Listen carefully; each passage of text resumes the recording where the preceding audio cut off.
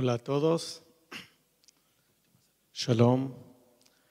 Primero que nada, antes de empezar a leer mi testimonio, me uno justamente a las palabras de Jordan,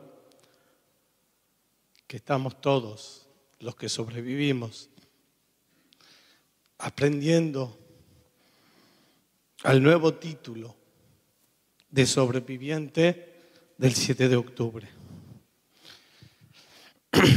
Perdón, la emoción es muy grande. Hola a todos, mi nombre es Guillermo Rochman, Pato. Como a los 4 años recibí en Tucumán el apodo.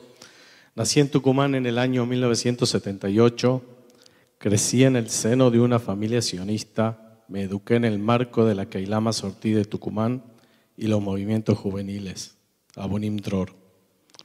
En el año 1998 desembarqué en Israel, más precisamente en el kibutz Netiv Alamedei, junto a mi Garin Aliyah de la Tnua Abonim Dror. Uno de nuestros miembros es Yair Or, que todavía está secuestrado en Gaza. Unos años antes, después, en el año 2002, me mudé junto a Mariela Dickenstein-Schneid, hoy Rochman, mi pareja, mi esposa, a Kibutz Nirim, del que somos miembros hasta el día de hoy. Allí, precisamente en Beersheba, nacieron, pero en el kibutz crecieron nuestros 3 hijos. Shir, que hoy tiene 18 años, Alon, 16 años, y Itai, de 13 años, que en diciembre va a ser bar mitzvah. Como saben, nuestro kibutz fue uno de los más afectados durante la masacre del 7 de octubre, ya que se encuentra a nada menos que 2 kilómetros de la franja de Gaza. Ese día nos despertaron las sirenas a las 6:30 y, como de costumbre, corrimos inmediatamente al cuarto de seguridad que sirve como refugio dentro de nuestras casas. Eran apenas las 6:30 de la mañana, pero a pesar de la sorpresa y el estupor, nos dimos cuenta de que esta vez algo distinto estaba ocurriendo. Para que se den una idea, no solo el kibutz está cerca de la franja de Gaza, sino que mi casa precisamente es la más cercana a la cerca del kibutz en dirección a la franja de Gaza. Estamos acostumbrados al estruendo de los disparos de misiles del Hamas, pero la intensidad de los lanzamientos y los ruidos de esa mañana era algo impresionante. Los cohetes salían uno tras otro sin pausas. No deben haber pasado más de 5 minutos y al rugido de los misiles se le añadieron otros ruidos, algo inesperado. Eran ruidos de disparos que sonaban como lejanos al principio. En ese momento entendí que lo que antes era una intuición o acaso un temor era cierto. Estábamos en una situación completamente distinta de riesgo inminente. Aunque casi para quienes viven en la Argentina suene algo chocante, quienes servimos en el servicio de ejército israelí o en las Kitot Konenut de los kibutzim y permanecemos de algún modo ligados a él, solemos portar armas reglamentarias, obviamente, para utilizar como defensa en caso de emergencia.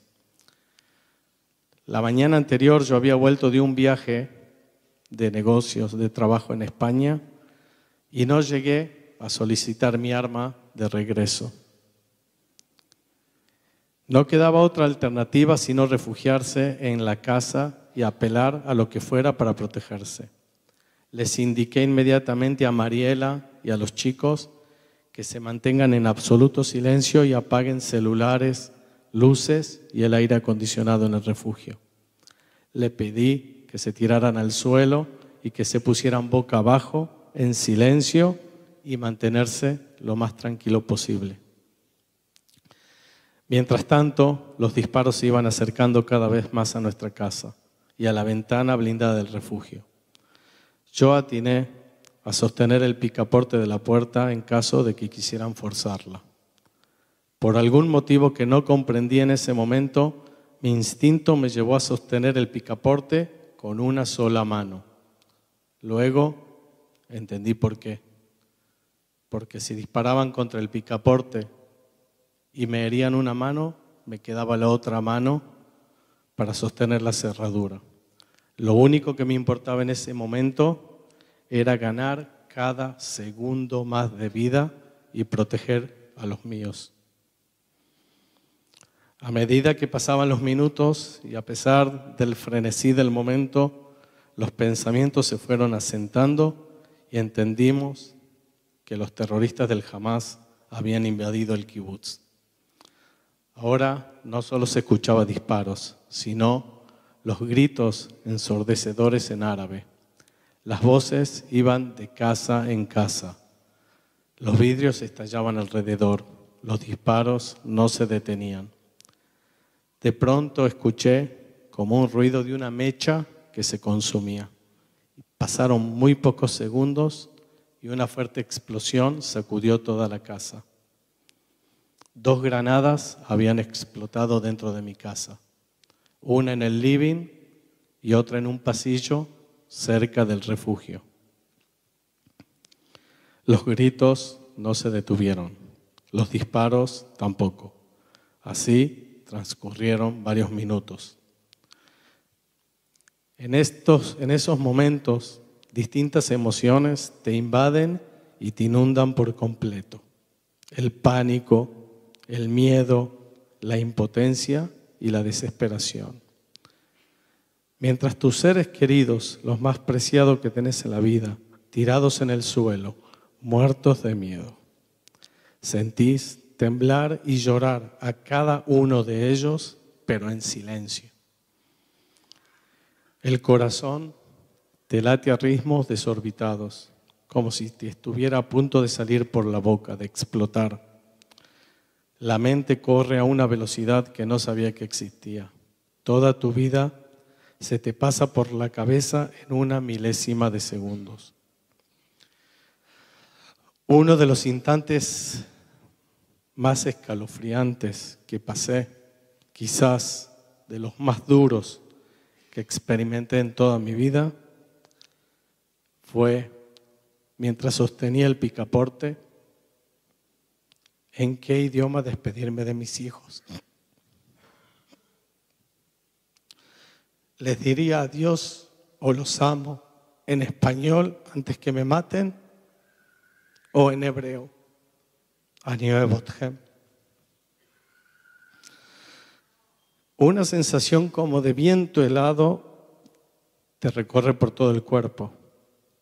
Intentaba hacer trabajos de respiración para mantenerme lo más tranquilo posible, para enfocar mis fuerzas físicas y mentales en un solo objetivo: sobrevivir y proteger a los míos. Fueron los minutos más crueles, duros y largos de toda mi vida. Aún sigo tratando estas sensaciones y estos pensamientos en mis sesiones de terapia. Sí, no queda otra, todos tenemos que hacer terapia. Tuve que comenzar terapia porque no cargo con un estrés postraumático. No hay todavía un postrauma, como yo le digo a mucha gente en Israel.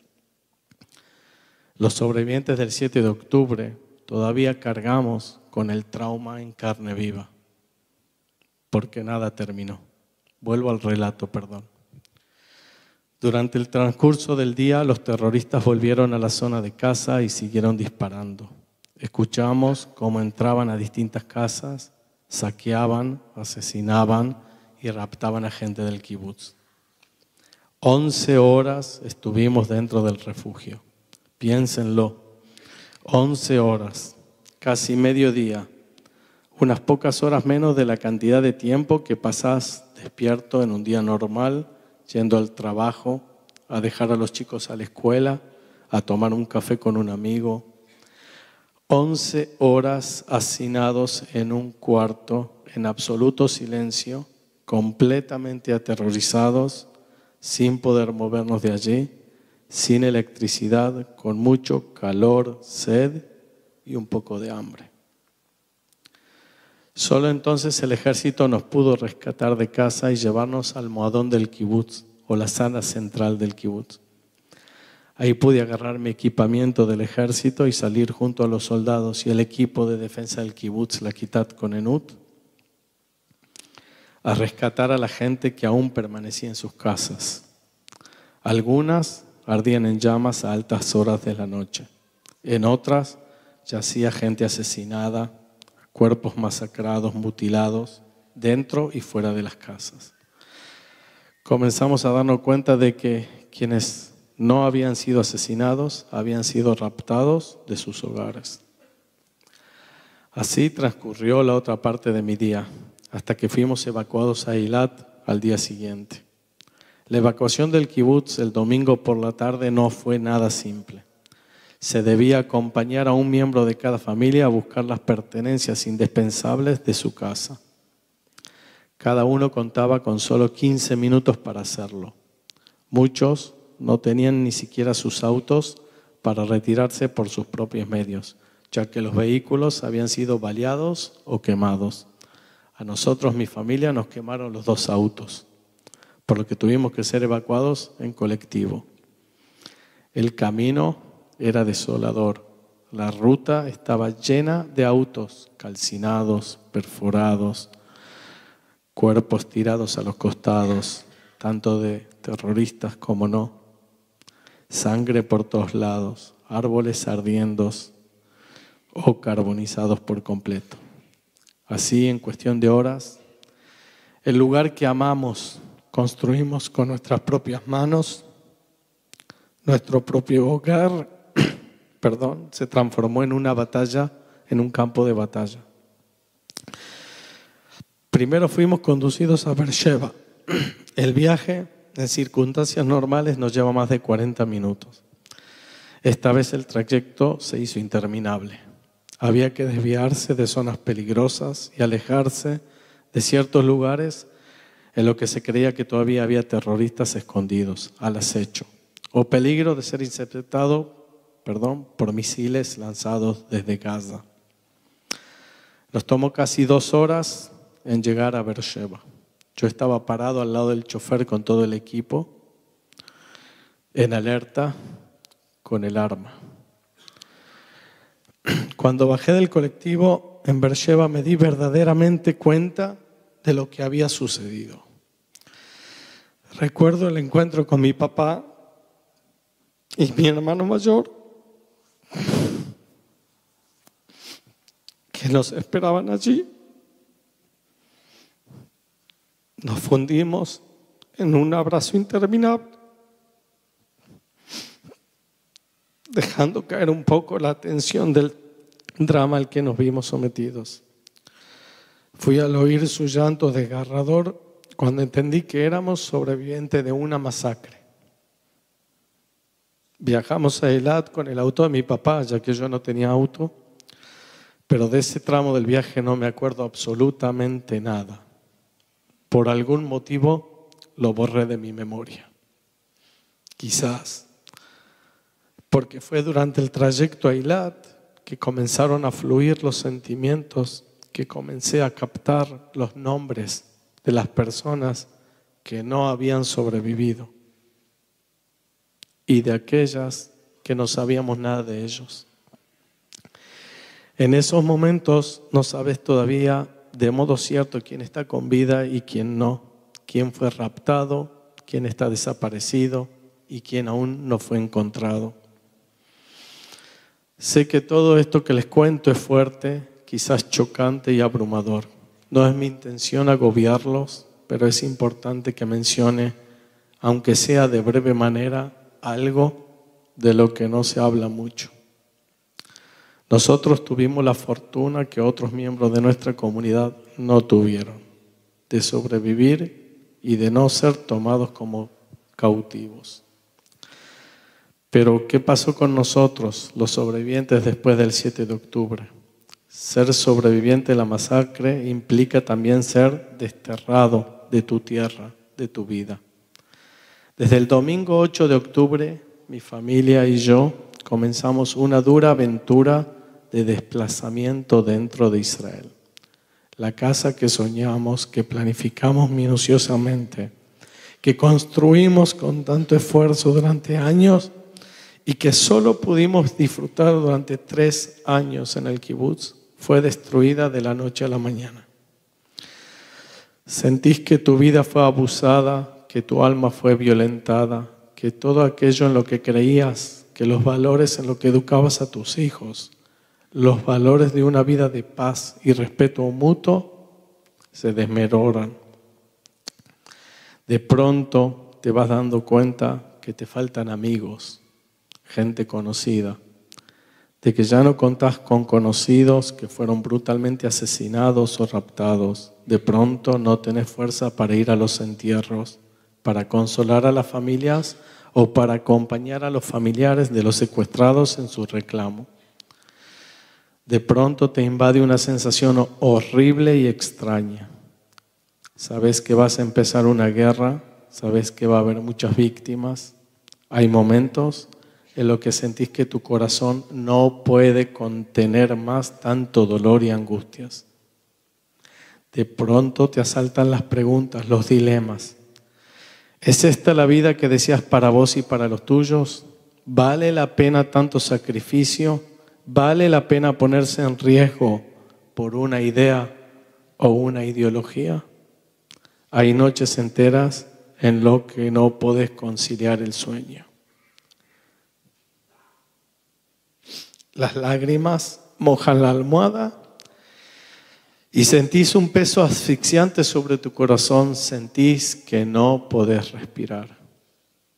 Es en ese momento de dolor, de depresión, intentás aferrarte a la vida y te preguntas, si quedé con vida, por algo será, ¿no? Después de 4 meses de permanecer enlistado en el servicio de reserva, decidí solicitar mi retiro momentáneo para poder estar cerca de mi familia, luego de todo lo que pasamos. Junto a la mayor parte de la comunidad de nuestro kibutz Nirim, nos mudamos a la ciudad de Beersheba, después de 4 meses de dejar la ciudad de Eilat en un hotel. Intentamos empezar de nuevo con terapia, con ayuda, rodeado de una neurosis colectiva, de un estado de guerra total.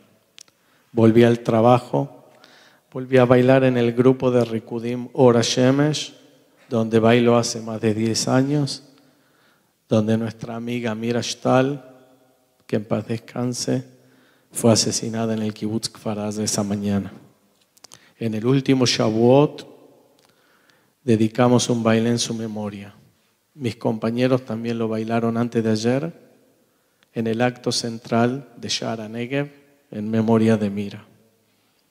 Coordiné y dirigí junto al grupo de Juntos por Israel el proyecto Ahim, un grupo de adolescentes de mi kibutz, 16 chicos, entre ellos mis hijos Alon, viajaron a la Argentina el último mes de agosto para hacer un intercambio con jóvenes de la comunidad judía de Buenos Aires. Fue la posibilidad de mostrarle a estos chicos, a estos jóvenes, que a pesar de haber vivido tanto horror y dolor y cada uno de ellos perder a amigos del colegio, que en la vida hay muchas cosas lindas y positivas que nos brindan una ventana de esperanza. Próximamente empezamos a trabajar conjuntos por Israel por el proyecto Ahim 2, para darles la oportunidad a otros jóvenes de nuestra zona de vivir este hermoso viaje. Quiero agradecerles a todos ustedes y a la comisión de la comunidad de Betel por invitarme, por darme la posibilidad de compartir con ustedes este testimonio, por permitir abrir mi corazón y traerle la historia de mi vida, de mi familia, como la del pueblo judío, apuesta al futuro con esperanza y deseo de paz. Ruego junto a ustedes que los secuestrados con vida regresen ayer, hoy, ya a sus hogares, y aquellos que ya no estén con vida podamos devolverlo a Kbura, Kedushá Israel, a que sean enterrados en Israel. Ruego por la pronta recuperación de todos los heridos, por los Hayalim, obviamente, que vuelvan a su casa en paz. Ruego porque todo lo que hemos sido desplazados de nuestras casas, de nuestros hogares, podamos volver prontamente. Cada una de las personas que murió era un mundo entero, que no fue brutalmente arrebatado, brutalmente arrebatado. Pero al mismo tiempo nos dejaron un legado, seguir adelante, honrar y nunca olvidar. Como dice en el Atikva, Od lo avda tikvateinu, aún no perdimos la esperanza. Am Israel Chai Bekayam, muchas gracias en nombre mío y de mi familia.